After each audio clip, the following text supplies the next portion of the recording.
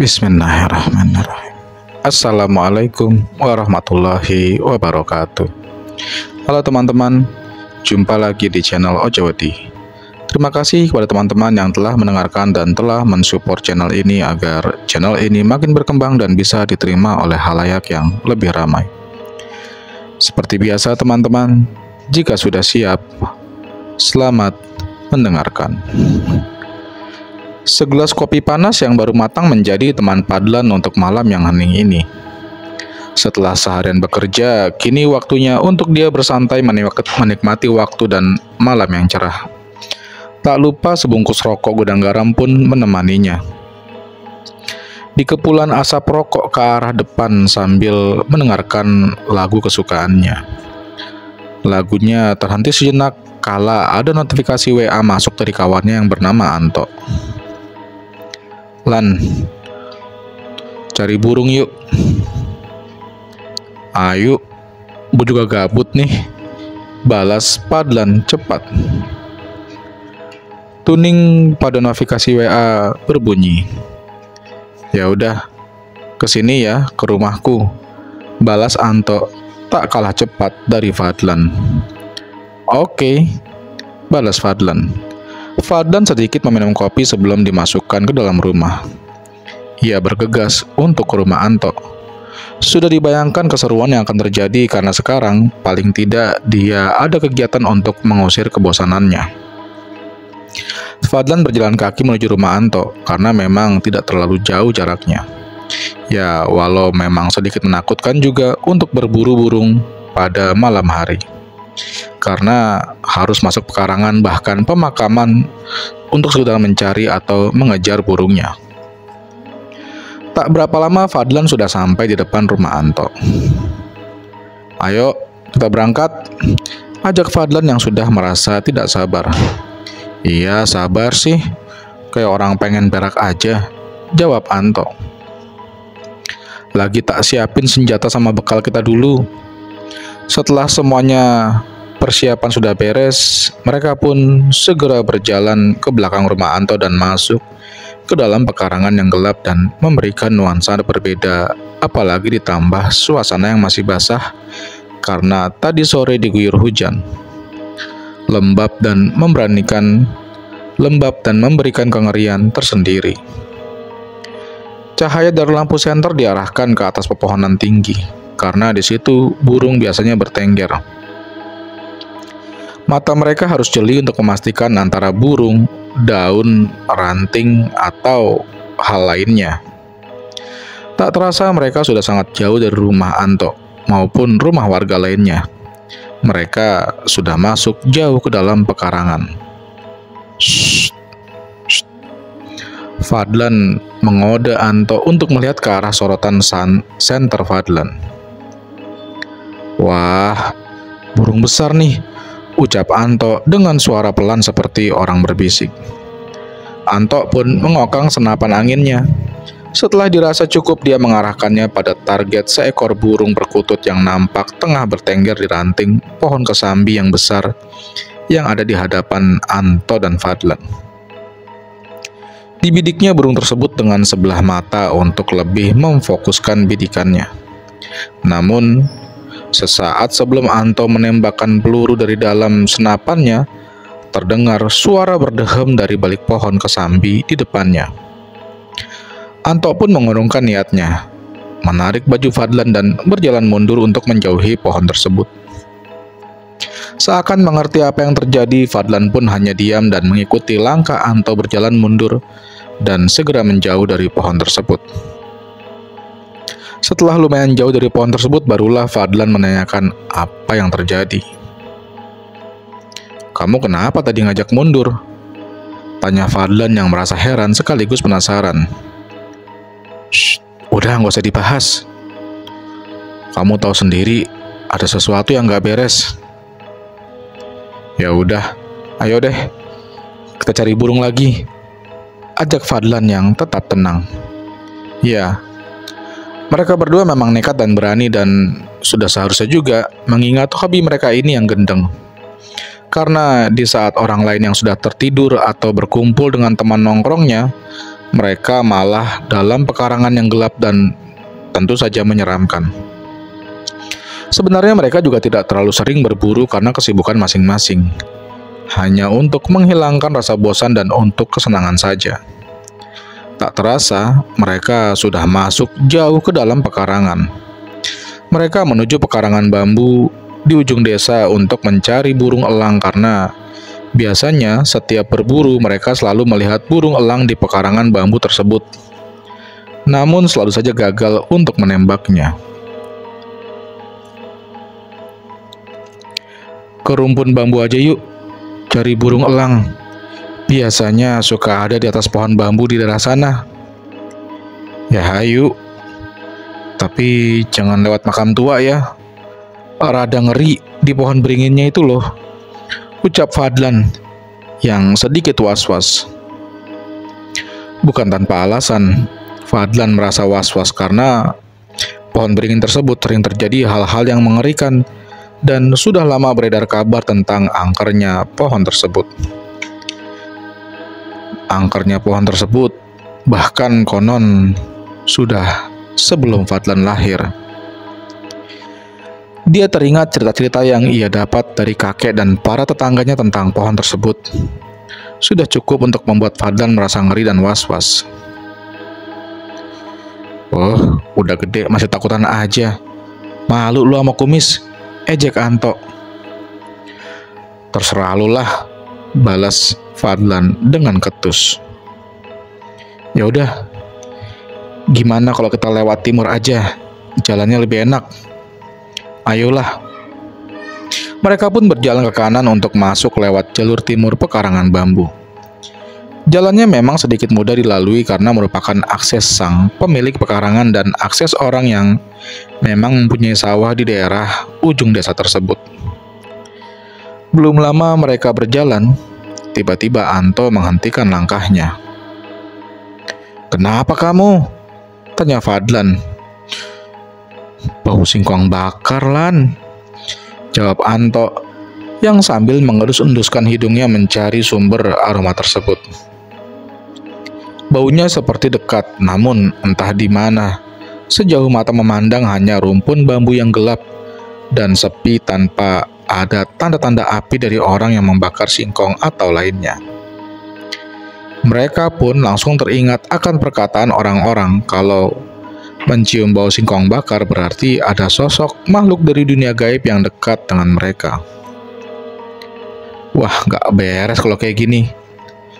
Mereka pun tidak memperdulikan dan berlalu pergi menuju rumpun bambu di mana biasanya banyak burung di situ. Belum lama mereka berjalan, terdengar suara. Kreak, kreak. Seperti suara ranting pohon kering yang terinjak. Angin berhembus kencang, namun aneh.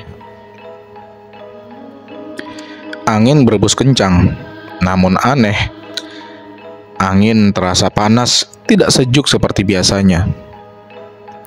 Insting sebagai manusia mereka menajam, seakan mereka tahu bahwa di pekarangan ini bukan hanya mereka berdua, namun ada beberapa sosok lain yang ikut menemani mereka pada malam itu. Mereka masih berusaha bersikap tenang, walau sebenarnya hati mereka sudah tak karuan. Anto melangkahkan kakinya berjalan seraya memberi kode kepada Anton untuk segera melanjutkan perjalanan ke tempat yang dituju. Berharap suasananya lebih baik, mereka bergegas melangkah setengah terburu-buru.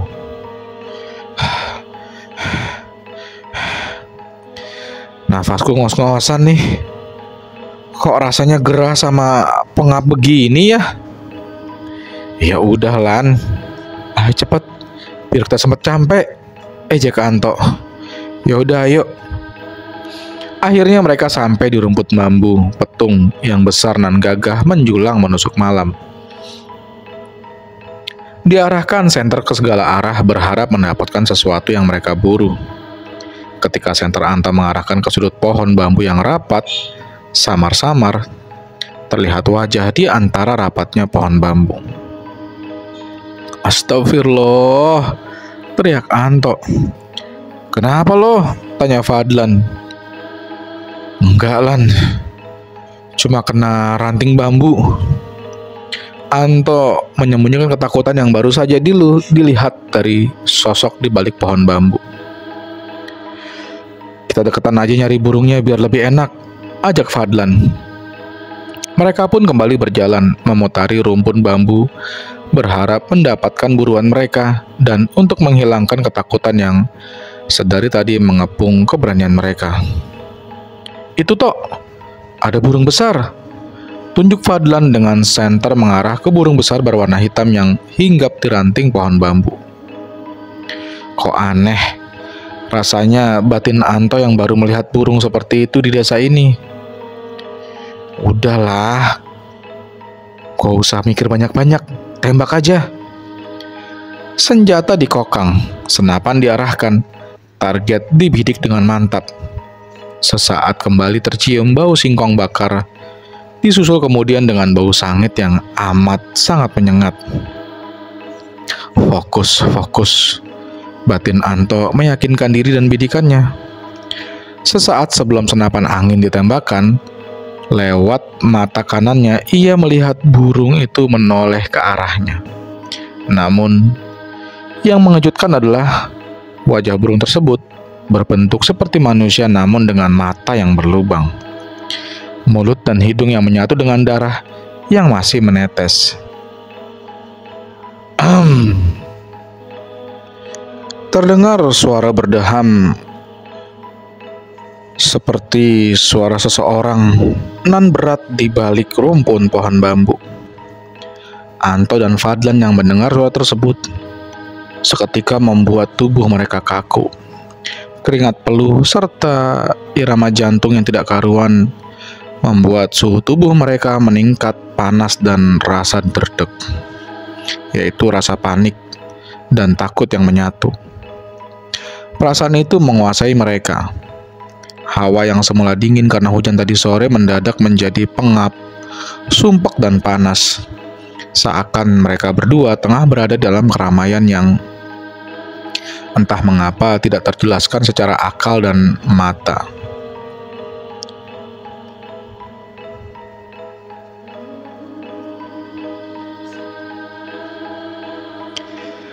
Kaki yang membatu, mulut yang keluh, peluh yang semakin memburu membuat mereka ingin lari sekuat tenaga menjauh dari tempat mereka sekarang berada.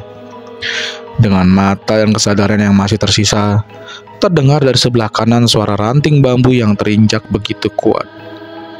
Mereka menoleh ke arah sumber suara yang ternyata berasal dari tangan makhluk besar. Ukuran tangan sama seperti badan Fadlan dan Anto. Dengan jemari sebesar pisang raja, jemari yang busuk terbakar bercampur darah, kuku yang panjang dan hitam. Tangan tersebut seolah-olah keluar dari balik rumpun bambu. Doa dalam hati pun terpanjatkan secara serampangan nan pasti, namun tak kunjung mengusir ketakutan dan makhluk tersebut untuk pergi. Malah ketakutan yang kian pasti menikmati keberanian mereka yang telah habis tak tersisa. Tiba-tiba hujan turun tanpa pertanda, seakan pertolongan yang sudah dicari dan jawaban doa yang terkabuli. Tetes air hujan yang mulai membasahi membuat tubuh mereka kembali seperti sedia kala. Ketakutan yang membelenggu seakan pudar oleh tetesan hujan yang kian besar. Seperti sesuatu yang menahan langkah kaki sedari tadi sudah sirna dan hilang entah kemana. Tanpa aba-aba mereka lari sekuat tenaga, namun karena rasa panik dan takut yang dari tadi mereka derita membuat langkah mereka tak tentu arah. Berlari menerjang apapun yang ada di depan mata. Semak belukar, pohon kecil dan pohon pisang tak luput dari tabrakan tubuh mereka. Satu yang pasti, mereka harus pergi dan lari. Namun sial bagi mereka berdua. Di tengah kaki yang terus melangkah, malah mereka ke arah kuburan tua yang tadi mereka hindari. Gedebuk. Kaki Fadlan menyandung batu nisan dari makam tua di tengah mereka berada sekarang ini. Aduh! Teriak Fadlan kesakitan. Anto yang berlari di belakang Fadlan langsung membantunya untuk berdiri. Namun sesaat sebelum membantu Fadlan berdiri, Anto dan Fadlan mendengar dengan jelas suara auman harimau yang entah dari mana sumber suaranya. Tanpa pikir panjang dan peduli terhadap apapun, mereka berdua langsung lari sekuat tenaga. Tak terkecuali Fadlan yang sembari menahan sakitnya. Mereka berlari sambil berteriak dan meracau, melepas ketakutan yang tertahan sedari tadi. Hingga sampai di dekat desa, sekelompok warga menoleh ke arah sumber suara teriakan Fadlan dan Anto. Tahan, berhenti dulu. Ada apa ini? Kayak orang habis ngeliat setan, ucap Pak Imron menenangkan dan mencoba bertanya kepada mereka.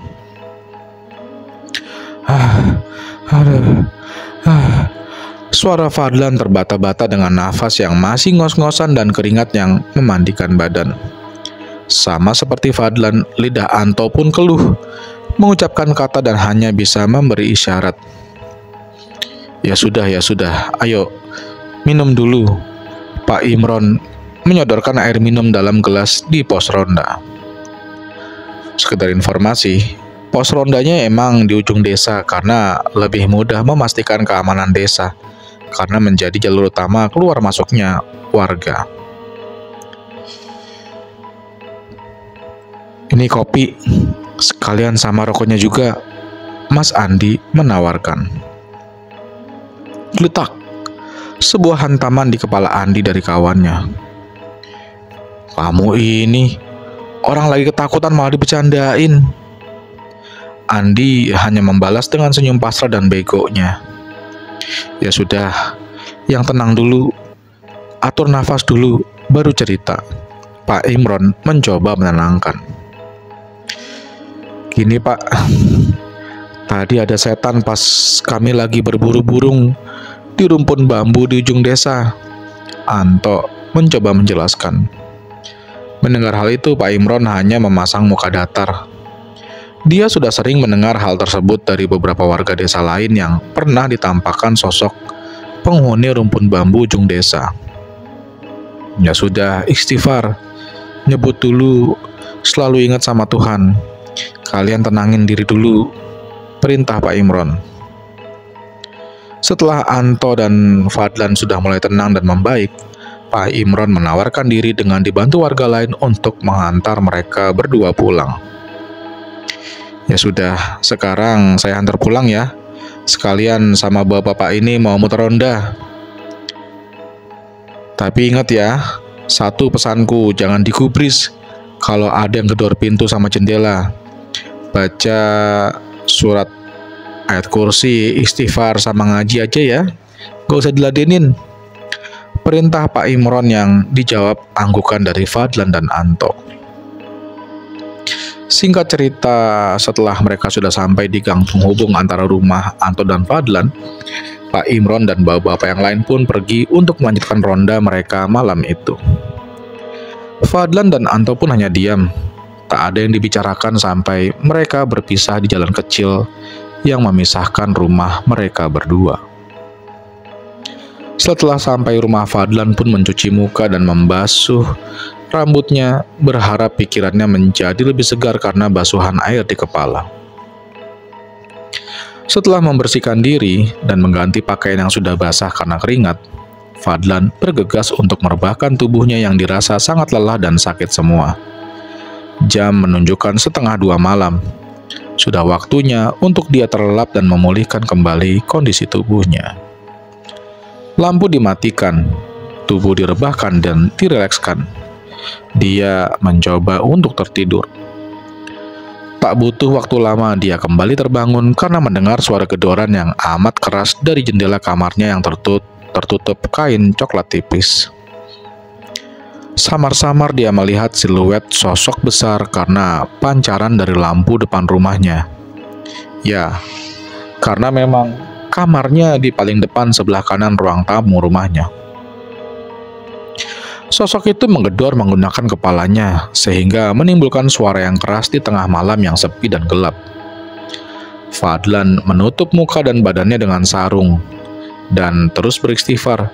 Tak lupa surat-surat pendek dilafalkannya dalam hati. sambil terus menahan rasa takut dan keringat yang kembali membasahi badannya. Sosok di luar hanya tertawa puas dan entah kenapa, di luar rumahnya sangat ramai dan dengan suara tangisan dan jeritan. Suara seperti orang yang ngobrol, sangat ramai dan berisik sekali. Namun anehnya, tak ada orang di rumahnya yang terbangun karena suara ramai tersebut. Hanya Fadlan yang terjaga dan menahan ketakutannya.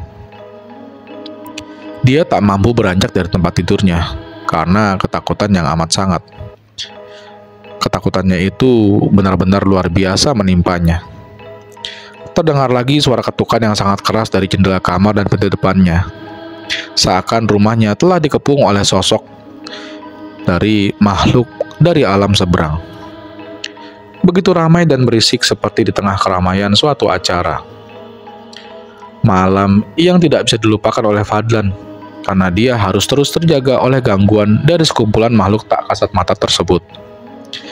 Sampai terdengar suara seolah-olah pertanda memasuki waktu subuh berkumandang dari segala penjuru musola di desanya, barulah gangguan tersebut berhenti. Hanya terdengar senandung pujian kepada Tuhan yang esa dan sholawat Nabi dari semua musola, barulah Fadlan bisa tenang dan membuka sarung yang menutupi mukanya. Entah kenapa matanya langsung memejam, seakan tenggelam ke alam mimpi yang sedari tadi diimpikannya. Tubuh dan otaknya langsung melemas dan Fadlan tertidur dengan pulasnya. Hal yang sama juga dialami oleh Anto. Ia mengetahui keesokan harinya setelah dia membaca pesan WhatsApp dari Anto tentang gangguan yang Anto alami semalam. Terima kasih teman-teman telah mendengarkan cerita-cerita di channel Ojawedi. Akhir kata, wassalamualaikum warahmatullahi wabarakatuh.